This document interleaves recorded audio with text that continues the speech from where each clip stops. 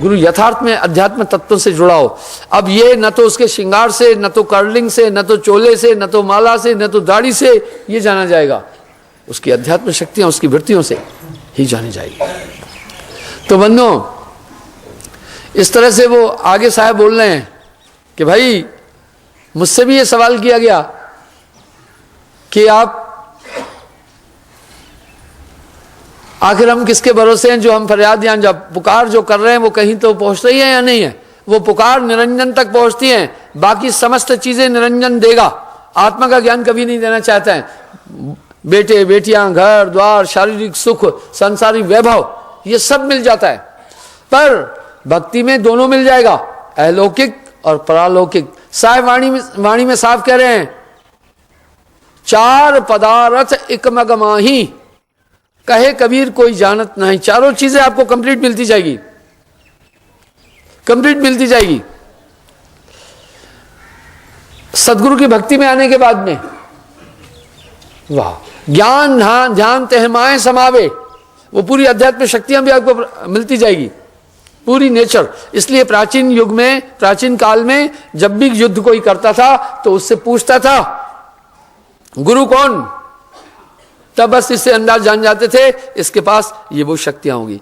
और ये कंसंट्रेशन पर एक बेहतरीन एग्जांपल देते हैं। एकलव्य जी जब द्रोणाचार्य जी के पास धनुर्विद्या सीखने के लिए गए तो उन्होंने कहा नहीं, मैं तुम्हें धनुर्विद्या नहीं दूंगा।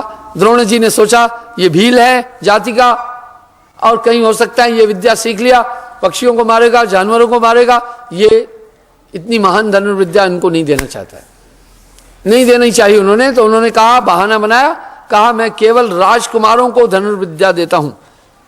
द्रोण जी ने एकलव्य से कहा, एकलव्य ने कहा मैं भी राजकुमार हूं, भील राज का पुत्र हूं, पर नहीं दी विद्या।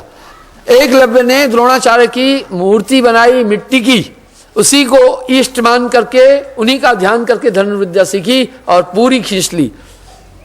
इसलिए यह ध्यान कोई मामूली चीज नहीं है।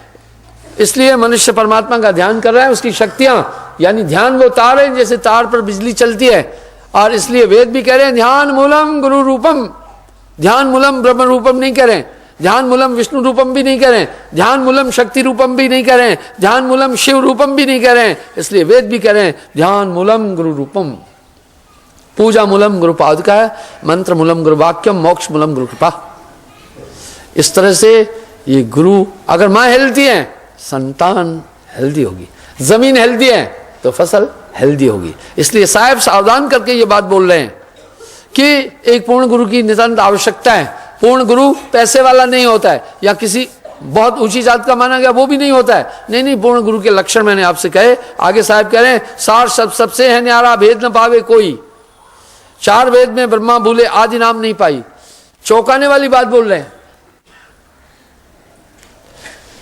ब्रह्मादि शिव संकादि अजसुर काल के गुण गावही। त्रिकाल में जितने भी पीर पैगंबर आदि हुए निरंजन तक की बात कर रहे हैं, काल पुरुष तक की बात कर रहे हैं। और साहब कह रहे हैं मन ही निरंजन, मन ही ओंकार, मन ही है करतारा।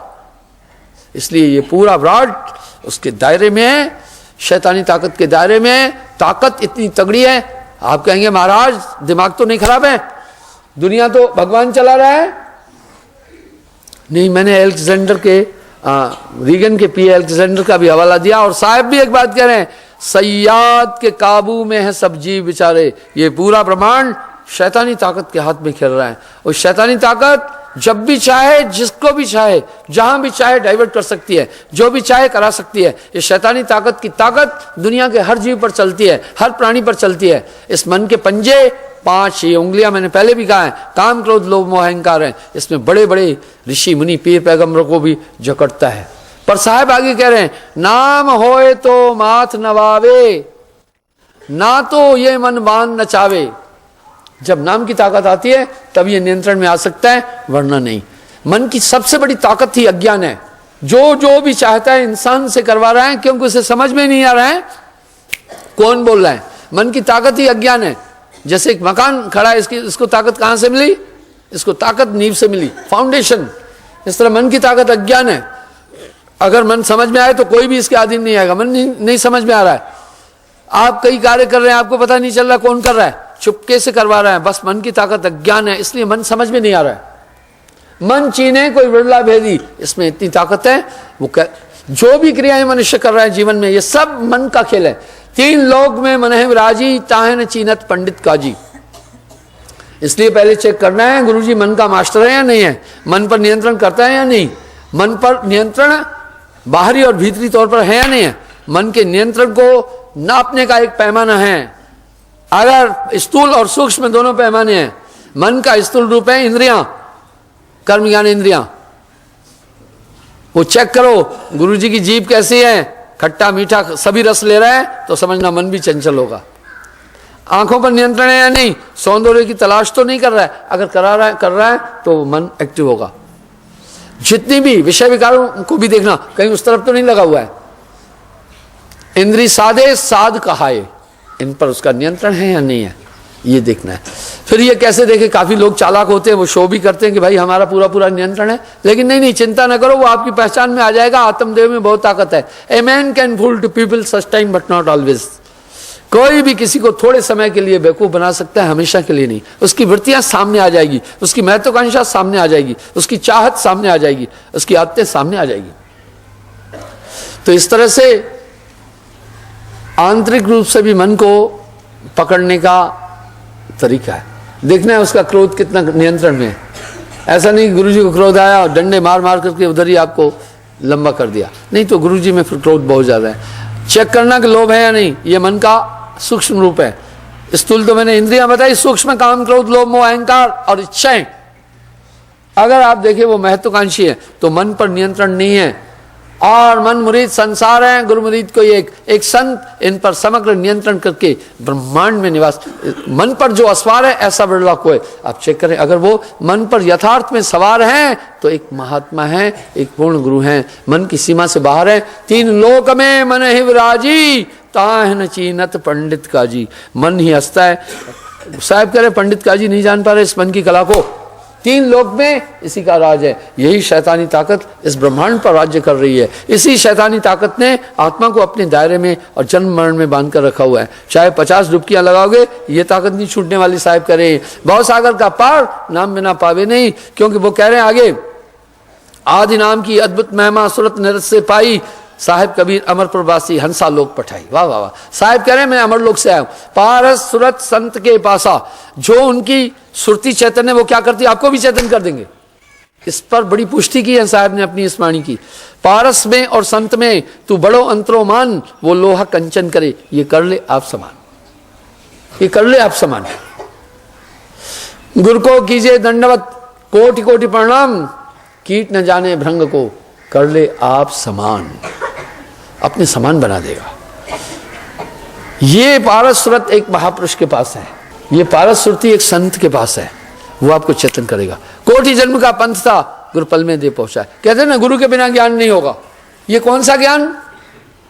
सभी दुनिया ये बोल रही है गुरु के बिना ज्ञान नहीं होगा। पर जब मैं पूछता हूं भाई गुरु पाने से ज्ञान कैसा होगा, बोला अच्छे बुरे का। नहीं, ये तो आजकल अच्छे बुरे का ज्ञान रॉन्ग एंड राइट तो पढ़े लिखे लोग भी देख सकते हैं। सबसे बड़ा गुरु के बिना ज्ञान क्यों नहीं हो सकता है? क्योंकि ज्ञान क्या है वो बताता हूं, आत्मज्ञान। क्योंकि मन बुद्धि चित्त अहंकार ये आदमी के काबू नहीं आ सकते हैं। गुरु जब नाम देता है, इनका स्वरूप अलग से दिखा देता है, तब ज्ञान आ जाता है। ये है गुरु के द्वारा ज्ञान। तब ये पढ़ने में आ जाते हैं, ये समझ में आने लग जाते हैं, इनकी पूरी हरकत मूवमेंट पता चलती है। अभी तो उसने गुस्सा लाया, आप पूरी कार्रवाई कर बैठते हैं, उसके बाद पता चला ये तो गलत हुआ, लेकिन बाद में यूं होगा आपको पहले ही पता चल जाएगा कि हाँ क्रोध आ रहे हैं, आप सावधान होते जाएंगे। यह है ज्ञान, यह है ज्ञान। इसलिए सुरती को परम चैतन्य कर देंगे, और जब ये सुरती चैतन्य हो जाती है, ये सब चीजें बहुत ठीक ठीक से समझ में आने लग जाती है। इसलिए साहब ने जिन चीजों को मनुष्य लगा हुआ है, साहब वाणी में साफ तो कह रहे हैं, गण गंधर्व ऋषि मुनि और देवा, ये सब लाग मन ही की सेवा, पीर पैगंबर कुतुब औलिया, मन है निरंजन सबको डलिया, सिद्ध साधक और जोगी जत्ती, आगे खोज न पाए रत्ती, जाए निरंजन माहे समाये, आगे का कोई भेद न पाए। ये सब जाकर के मन के अंदर समा देते हैं। मन अपने दायरे से इस आत्मा को निकलने नहीं दे रहा है। आपकी आत्मा है ही कंसंट्रेशन, इसलिए आप चेक करें, जब भी इसको रोकना चाहते हैं, ये दुनिया में घूमता रहता है, इसकी पकड़ बहुत तगड़ी है। तंथिर मंथिर वचन थिर, सुरत निरत्तिर होए, कहीं कभी तापल्क को कल्प न पावे कोई।